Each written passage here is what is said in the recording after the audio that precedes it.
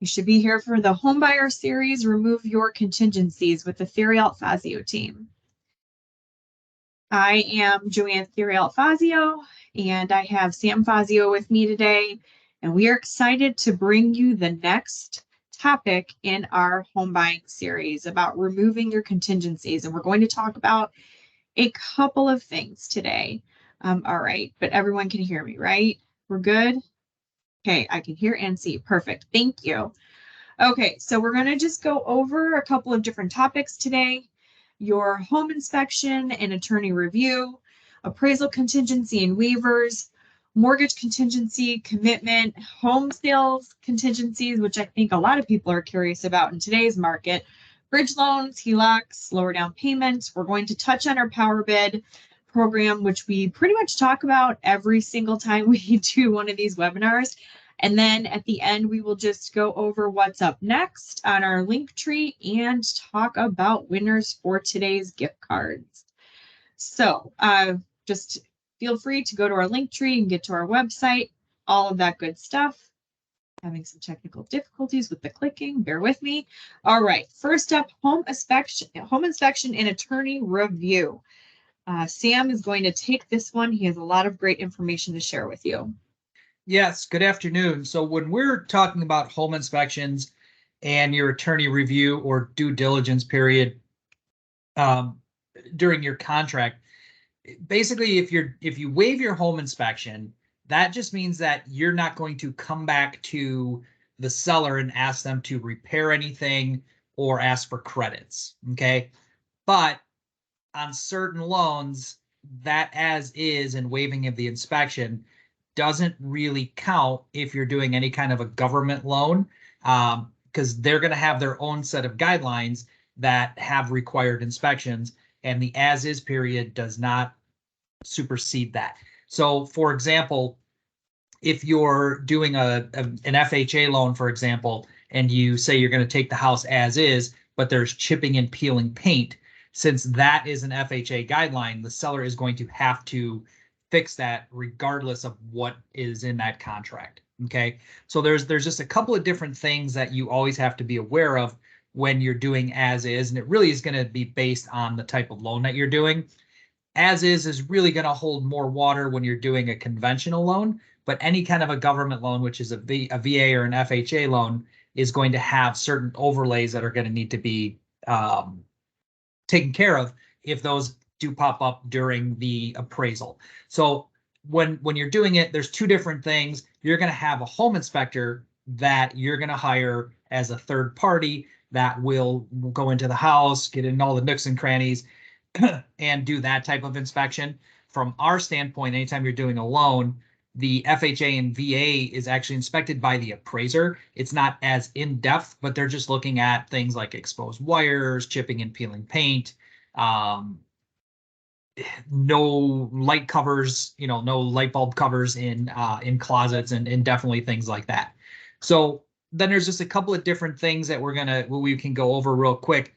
So if you're looking at a termite inspection, for example, certain parts of the country are definitely going to need it. If you're doing an FHA loan, we're only going to require that if it's as part of the contract, whereas a VA loan is always going to be requiring a termite inspection. Okay. Radon inspection, again, that's just something that you're going to do on your own, not necessarily something that we're going to require to be done unless it's in the contract and in the disclosures that say there is a known radon problem. Okay. Septic tanks, they're only going to be required for the inspection if they're part of the contract. Okay. So when we talk about septic tanks in areas that have them, you'll have your inspection done. If there is a problem, you're going to need to handle that with the seller side.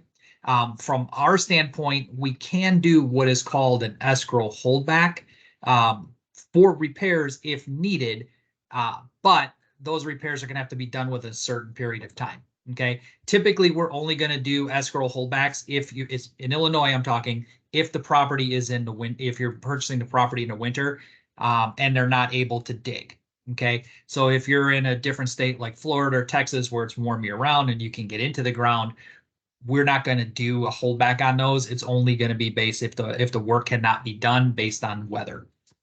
Well inspection, if you're buying a property with a well, again, if you're doing an FHA loan or a conventional loan, we're only going to ask for that report if it's part of the contract. On a VA loan, it's always going to be required. And again, if it's required, we cannot lend on a property that does not have drinkable water. Okay. The private road maintenance agreement, we don't really run into that often. Really, that's going to come in if you've got a smaller subdivision, but there are going to be certain things that kind of go into that as well. And then when we're looking at it, anytime we do these are all things that have to be done prior to closing if it's something that pops up.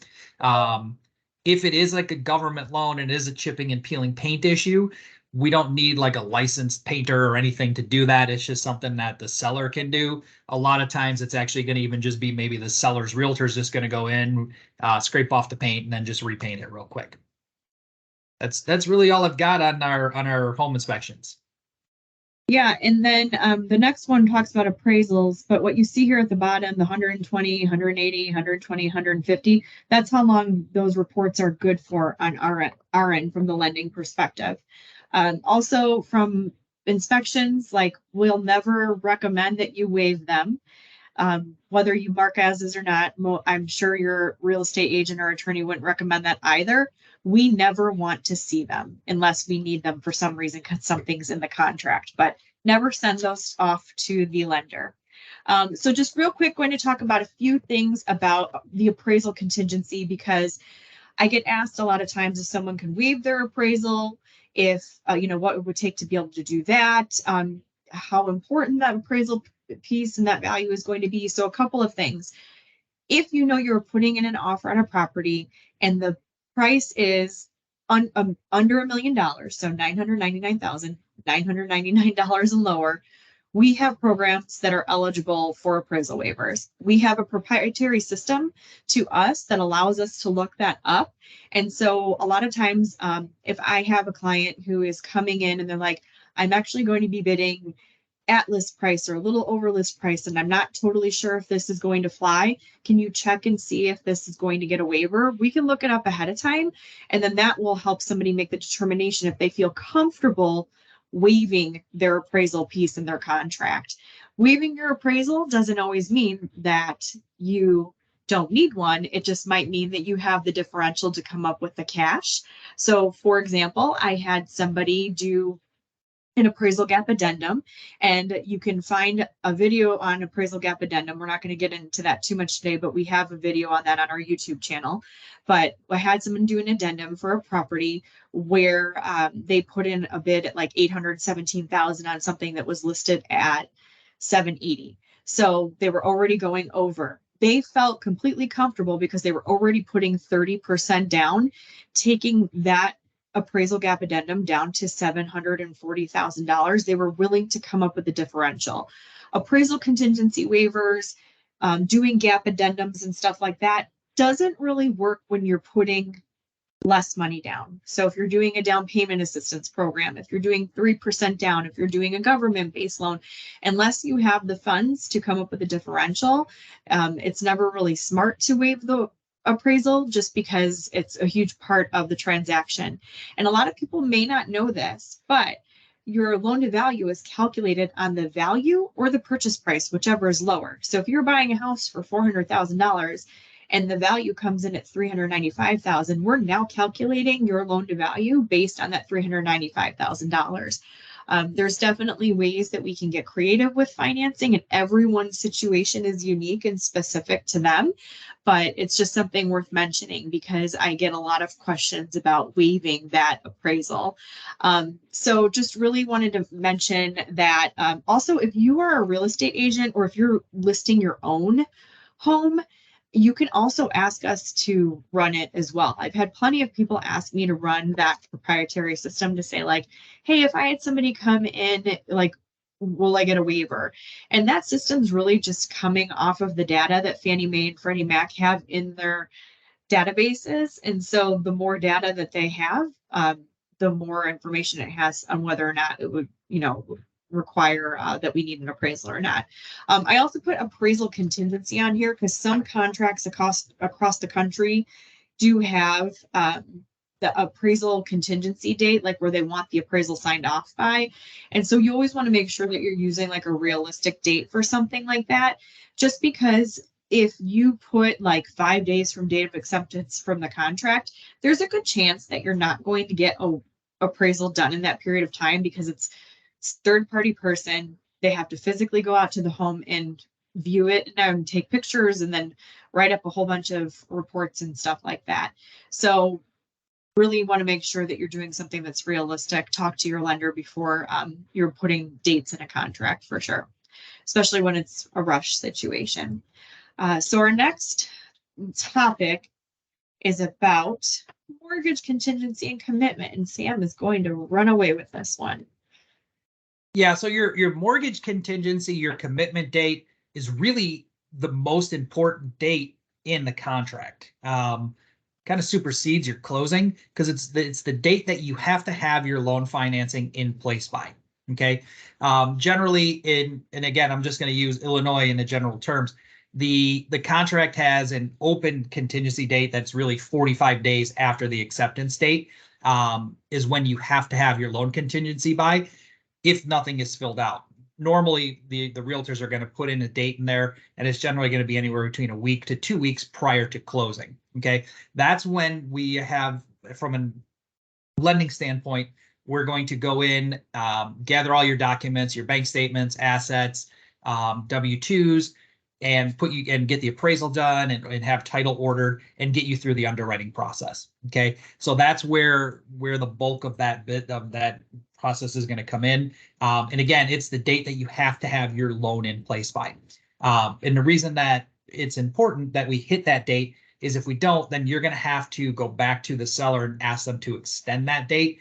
And they may not accept it depending on if they've got other offers or kind of what's happening in the market. And our goal as lenders is to make sure we hit that date, get you to closing, and then more importantly, make sure your earnest money is protected. Okay. One of the things that we are seeing right now is a lot of contracts coming through that are written up as cash offer with the option to get a mortgage.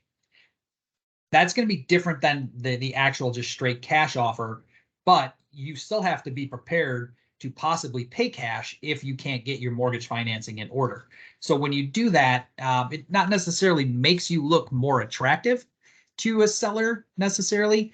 You are still going to have to prove that you have the ability to pay cash to them, which will then require you to send in bank statements or personal financial statement to show that you have the assets in case you can't get that mortgage, but it's definitely an option. So some people do that.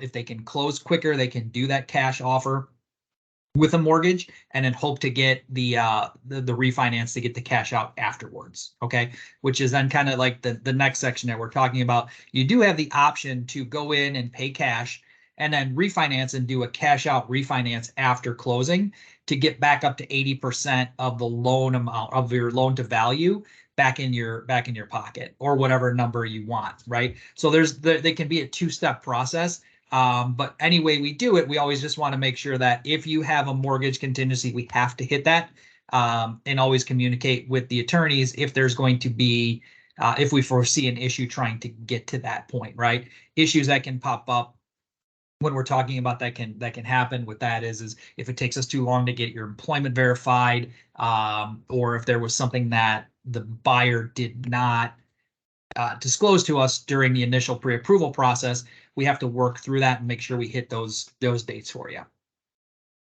And I smiled because there's a good chance that something gets omitted or left out quite a bit of the time. It does happen. So if there's something going on, like we've talked about job changes in past webinars and stuff like that, like any material changes to your situation, definitely make sure you're having a conversation with your lender about it. But there are definitely ways to drop your contingency if it's something you feel comfortable with. It's definitely something you have to feel comfortable with. And, you know, it also just depends on what the seller, the house that you're buying, like what their needs are as well. So we kind of try to go over all of the different options and everything. Right. And if you are going to drop your mortgage contingency, you have to be prepared to pay cash. So that's really the only time you're going to want to drop that. Yeah. And we've seen too, Sam, right, where like parents are willing to put their assets up too in that situation. Like mom and dad have the funds and they just want to make sure that your kid's going to get the condo, then they'll be like, okay, we definitely want a mortgage. We're going to do cash with mortgage, but we have the funds here in our account instead. Correct. Yeah. And one of the, when you're writing up the contract, one of the main things that sellers don't like is if they see a home sale contingency. Okay. And we're asked all the time, how do we work around the home sale contingency? What the home sale contingency is, for those of you who are not agents, if you're writing up a contract and you have a house to sell and you don't want to necessarily, you need the down payment, you need the assets from the sale of your house for the down payment on a new one, or you're not comfortable holding two homes, you're going to write up the contract that says, okay, I'm going to buy this house, but only if my house sells. Okay. So that's what the home sale contingency is. So we have a lot of different options that we can work around that if need be. The first one you're going to see there is bridge loans. Now, I'm not a huge fan of a bridge loan, only because you're trying to get the bridge loan and the mortgage done on your purchase simultaneously, and it adds a lot of extra work and adds cost to your overall purchase. The easier way to do it is if you know that you're going to purchase a home and not want to have the home sale contingency, is to reach out, get a home equity line of credit started right beforehand. Then you can use that money from the home equity line of credit as a down payment on your new home. It's going to be cheaper, less stress for you because you're 45 days ahead of the game. And then this way you've already got that money set aside and ready to go. Couple of things that we can always do too is kind of work with your numbers and figure out if we can make this work with a lower down payment.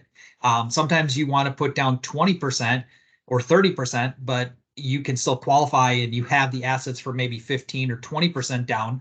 We can qualify you with 15 or 20% down. Then after you sell your house, you can always take those assets that you were going to allocate towards the original down payment and use that to pay down the principal on the existing loan. So, and again, another two-step process to kind of make that happen. And it's something that is very popular. And then we don't have to worry about the home equity loans as well to get that done. The other scenario here too that we can use is a line of credit on your investments. So for those of you that have brokerage accounts, we can't necessarily use it, but you can. Sorry, I should have said that. You can actually talk to your financial advisor and get a margin loan if you needed to on those investments, right? Not something that we advocate because they're still tied to assets that can fluctuate depending on what happens in the stock market, but it's always an option, and we always advise you to talk to your financial advisor if you're going to do that. You can also use gift funds to help out with the down payment, and a gift fund can come from any family member, that's has the ability to gift those funds in order for you to use for the down payment. On the left-hand side is one of the programs that is kind of proprietary to Proper Rate, the knock program. So we can use this in a scenario that if you wanted to avoid that home sale contingency, knock will actually write a contract for you to purchase your home and then allow you to take equity out of that home in order to use on a new purchase. Okay, so even though they're writing up the contract to purchase your home, you still technically will have 6 months to sell the home to someone else if you want, but you have that peace of mind knowing that your home will be sold, and you have that, so you don't have to worry about carrying two mortgages for very long in that scenario. And then I'll let Joanne talk about funds that we can't allow you to use for your down payment. Right. Well, before I jump into that, I just wanted to add two things to what Sam was saying. So for our knock program, that's something where if you're just kind of trying to figure out what the best approach is, we get that knock bridge loan approved even before you go under contract in another property, so that you know that you have access to the funds when it's time to do closing, and it closes a couple of days before our new purchase transaction. Also, the whole thing with the line of credit on investments, just sometimes it just makes sense to just do that outright. I had a client recently where I just told them, I'm like, it doesn't even make sense for you to get a mortgage. You don't want a mortgage at the end of the day. You have enough funds in your line of credit. Just do that. And they were able to do that. And then they sold their home within, I think, a month or two afterwards, and they paid their line of credit on their investments back. So we will also advise somebody if it doesn't make sense to get a mortgage as well. Because right now, I think we are seeing a lot of people wanting to take their existing home that has no mortgage on it, because a good portion of the population doesn't have mortgages. I think it's something like at least 40% on their homes, and use it for a downsize, and just don't want to do that. They've been in their house for 30, 40 years. They don't want to do a buy sell on the same day, which completely understand. So there's just a lot of different things, like where I said, everybody's situation is different. Funds that are not eligible for use for down payment, though, and we have to tell people about this. Like, we have to figure out where all the money is coming from, because we don't want any surprises during the transaction where all of a sudden they're like, oh, well, I wanted to take a personal loan or money off a credit card. I'm getting a loan from a friend. We've seen people wanting to do that, and it's like, those aren't eligible sources of funds. Also, business funds. So if you are self-employed and you own a business and you have an account for the business, we can sometimes use those funds for down payment, and sometimes we can't. It depends on like the solvency of the business. So we have to get a little bit of extra paperwork, some information from the CPA in order to be able to kind of move forward with business funds. So it's something that we don't love to do, because I like to do path of least resistance when it comes to financing. And if we have to do too much digging and extra paperwork, it gets cumbersome and a little annoying for a client. So we just try to avoid that if we can at all costs. But it is an option some of the time. PowerBid, we talk about PowerBid a lot on our calls. We talk about it in office meetings. We talk about it on social, on YouTube. So just real quick, I personally, if I was going to drop any of these contingencies that we talked about, appraisal waiver, home sale contingency, mortgage contingency, any of these things, I wouldn't do it unless I had my loan fully underwritten. So if we do a full underwrite on your loan, that means that now we're just subject to title, appraisal if needed, condo warranty, and home insurance. Like, it's a very simple approval at that point in time. And I just think it gives people, I would say, peace of mind to make sure that you are in a good spot to be able to waive any of those contingencies. We're coming up on the half hour now, very fast, 30 minutes for us, but just really quick, wanted to talk about a few things that we have coming up. You can always go to our link tree to find our next webinars, our giveaways, and all of that good stuff, any events that we're hosting. We have a lot of stuff coming up. I do have our map app, so you can actually download our app to your phone. You can use it to calculate payments. You can use it to get in touch with us. You can use it to share our information with a friend or a family member or a client. And for this month, we are running this contest where one lucky winner will get all of these amazing prizes. If you fill out the survey and download the map app, so go to that link tree link, and that will all be in there for you. And then we have, like I said, a lot of good things coming up. So just expect to see some more things coming out to you. Follow us on social, follow us on YouTube. We've got a lot of great things, and all of our contact information will be in the email that we send to everybody afterwards, with just some information. We'll include some information on what the things that we spoke about today. And that's all we have for today. But thanks to everybody for joining us, and can't wait for the next one. Thank you. Bye.